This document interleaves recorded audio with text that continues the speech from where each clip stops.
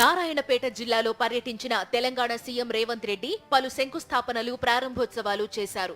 రాష్ట్రంలో తొలిసారి జిల్లా మహిళా సమాఖ్య ఆధ్వర్యంలో నిర్వహించే పెట్రోల్ బంకును సీఎం ప్రారంభించారు. అక్కడ మహిళలతో మాట్లాడుతూ మహిళా సాధికారతే లక్ష్యంగా ప్రభుత్వం పనిచేస్తోందని సీఎం చెప్పారు. మహిళలు ఆర్థికాభివృద్ధి సాధిస్తే అది మొత్తం కుటుంబానికి తోడ్పాటునందిస్తుందని రేవంత్ అన్నారు.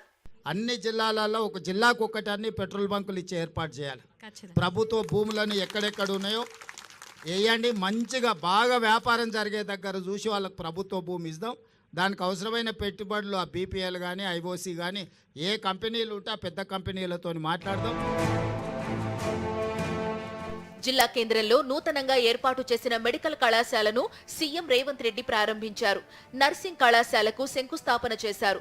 ఈ సందర్భంగా మెడికల్ విద్యార్థులను ఉద్దేశించి సీఎం మాట్లాడుతూ వైద్యం అనేది ఒక ఉద్యోగం మాత్రమే కాదని, భావోద్వేగంతో కూడుకున్నదని వ్యాఖ్యానించారు.